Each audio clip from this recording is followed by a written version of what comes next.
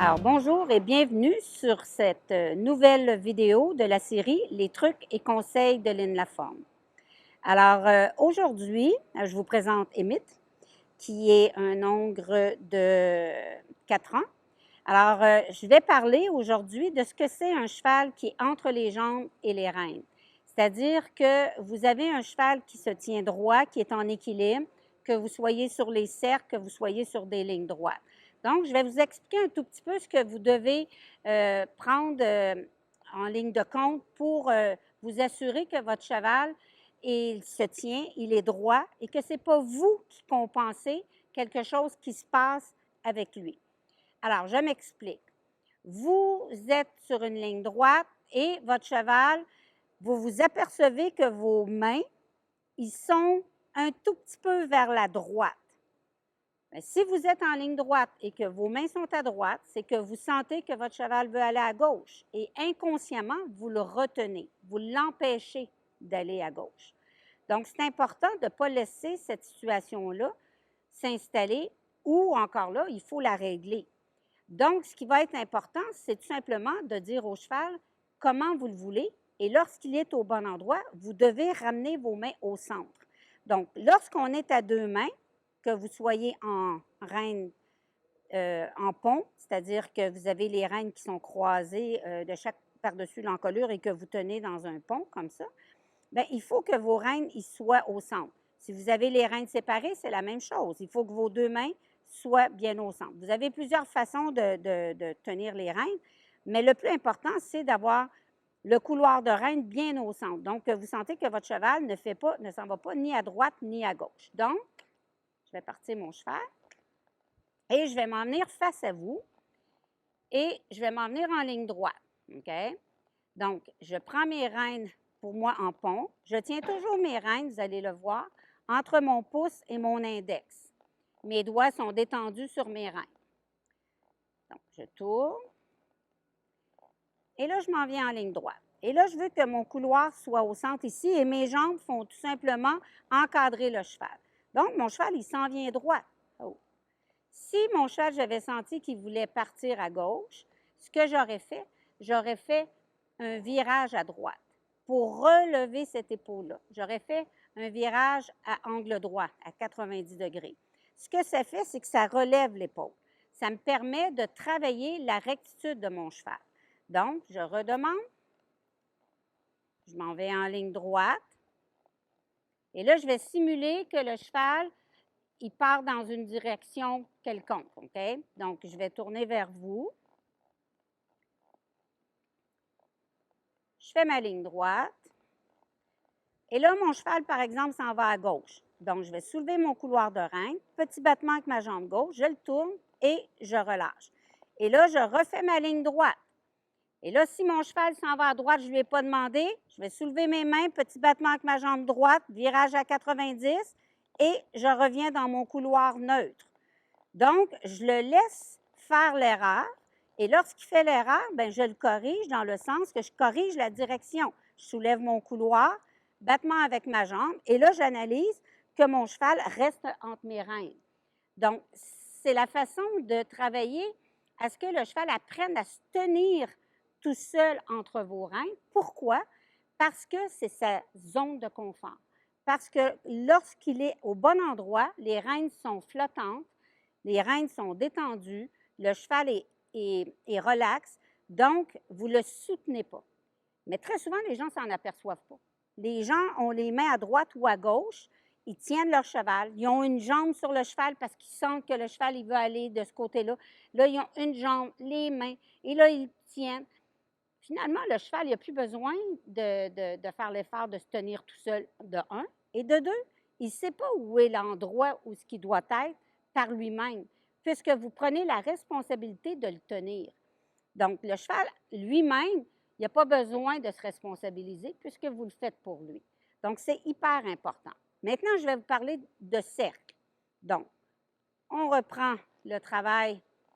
Et là, maintenant, je voudrais aller dans un cercle à gauche. Donc, tout ce que je vais faire, je vais attendre de tourner un tout petit peu que vous me voyez bien.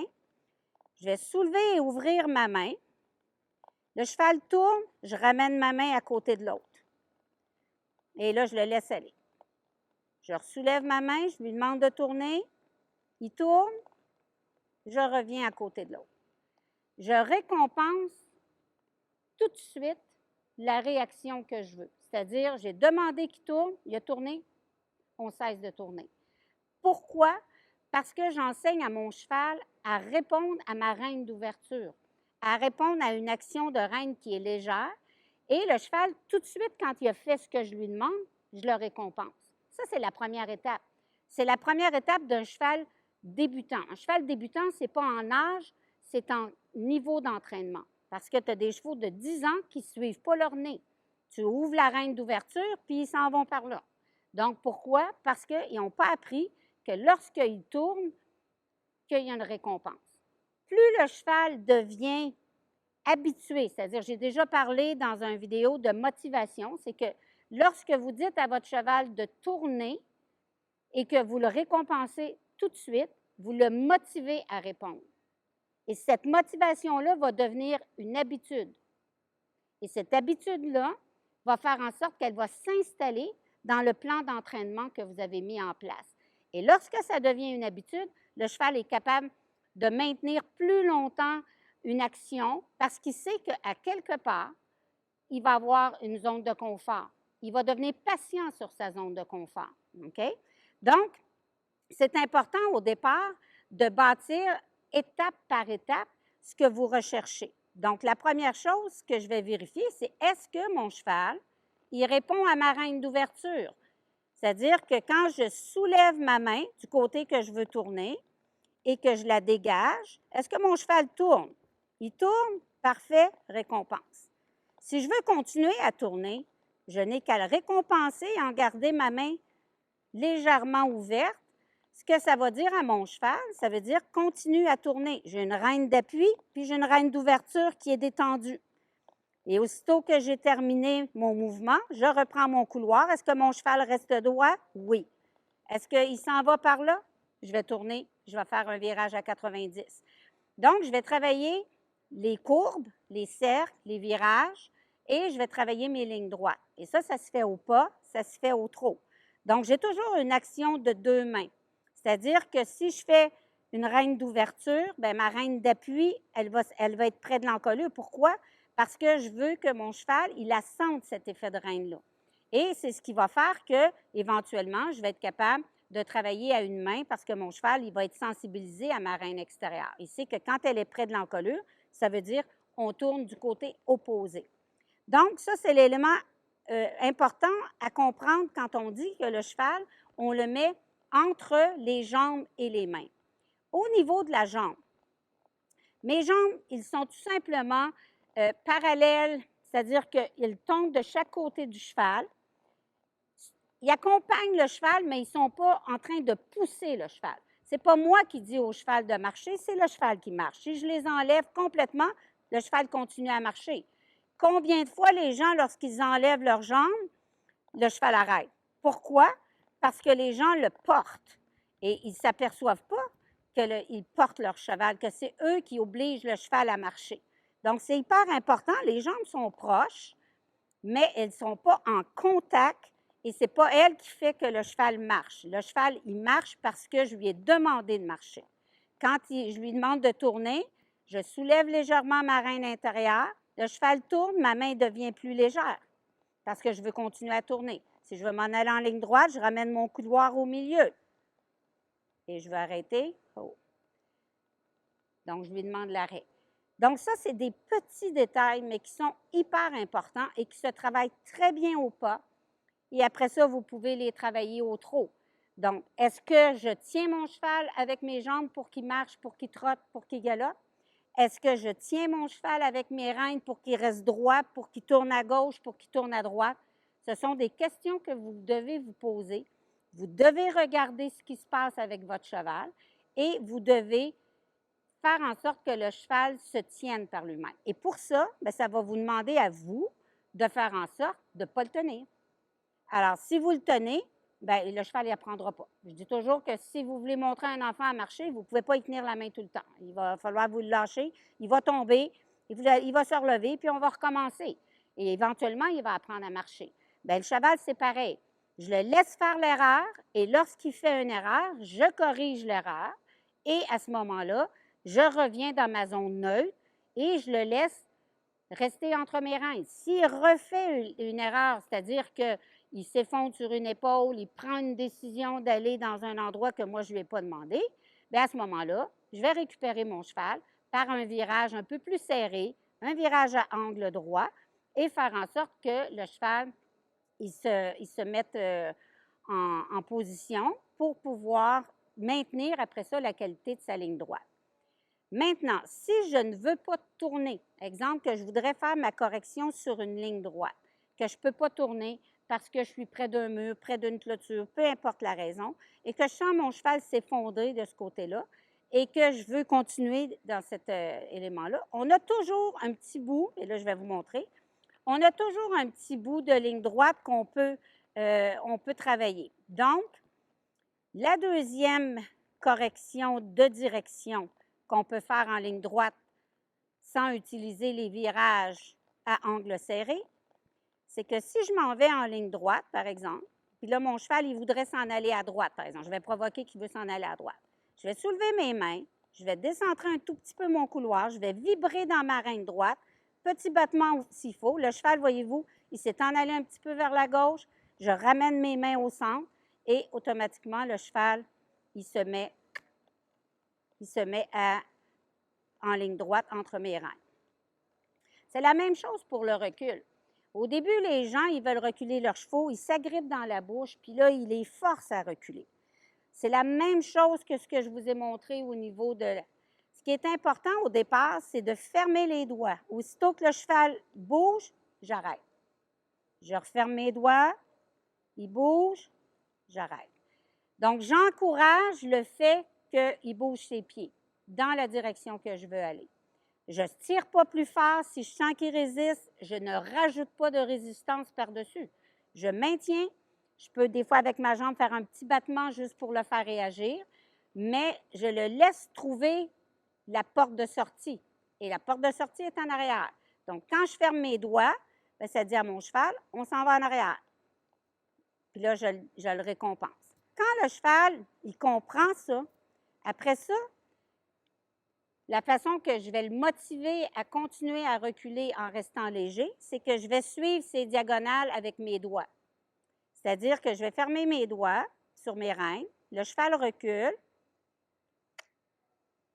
Aussitôt qu'il recule, là, j'ouvre mes doigts. Mais je ne rends pas les rênes. Je fais juste ouvrir mes doigts. Je lui crée une zone de confort dans le mouvement. Et vous allez vous apercevoir éventuellement, voyez-vous, mes doigts sont ouverts, puis le cheval recule. Donc, le cheval apprend qu'il y a une zone où il est confortable dans le recul sans que je m'agrippe dans sa bouche. Mais j'ai une demande. Et c'est ce qui va permettre au cheval d'apprendre à reculer léger à vos aides, léger à vos mains, mais il faut être patient. Donc, c'est la même chose pour les cercles. Je reviens, je soulève la main. Tout à l'heure, j'ai dit je soulève. Pourquoi je la soulève, ma main?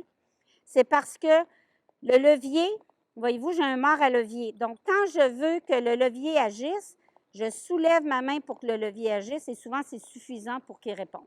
Si j'étais en mort de filet, là, à ce moment-là, je soulèverais un tout petit peu ma main et je dégagerais ma main. Si vous êtes en bosal, c'est exactement la même chose. On soulève la main et on la dégage.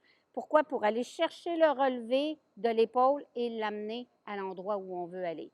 Donc, on ne tire pas par en arrière, on ne recule pas notre coude, ce n'est pas une flexion qu'on veut, c'est qu'on veut prendre l'épaule et on veut l'emmener dans cette direction-là en mettant le bout du nez. Parce qu'on sait que ma main est reliée à la partie dans la bouche du cheval, donc le mort, et le mort est relié aux épaules, à ses pieds. Donc, si je fais dans ma main ce que je veux que le pied fasse, bien, c'est ce qui va se passer. Donc, celui-ci, je prends son épaule dans ma main et je la déplace. Plus le cheval est éduqué, plus ce geste-là va être léger, plus il va devenir au centimètre et même au millimètre pour répondre à l'action que vous demandez. Alors, c'était ce que je voulais communiquer avec vous aujourd'hui au niveau de comment avoir un cheval qui se place entre vos rênes et entre vos jambes et faire en sorte que vous allez développer déjà dans un premier temps de la légèreté au niveau de la direction parce que vous allez cesser de porter votre cheval. Et tant qu'on n'en est pas conscient de ça, bien, on le fait par automatisme parce qu'on sait qu'on a besoin de soutenir le cheval. Donc, ce que vous sentez, bien, vous devez le corriger. Donc, vous devez faire en sorte soit de faire des virages à angle droit ou de soulever les mains et avec un petit déplacement du couloir, une petite vibration sur l'arène comme ça et peut-être un peu avec la jambe, un petit battement. Ça va relever la cage thoracique et au cheval, ça va vibrer dans sa bouche pour relever l'épaule qui cherchait à se déplacer hors de la zone d'équilibre. Donc, c'est l'élément important au niveau de la correction sur la ligne droite. Fait que je vous souhaite une bonne analyse avec votre cheval. Prenez le temps d'analyser, savoir est-ce que votre cheval reste droit, est-ce que votre cheval est facile à tourner sur les cercles avec une très légère rêne d'ouverture, est-ce que le cheval se porte par lui-même au pas, au trot, sans que vous ayez à le tenir dans vos jambes. Donc, ça, c'est l'élément que vous devez mettre en place. Alors, à une prochaine, sur une prochaine vidéo, des trucs et conseils de Lynne Laforme. À bientôt!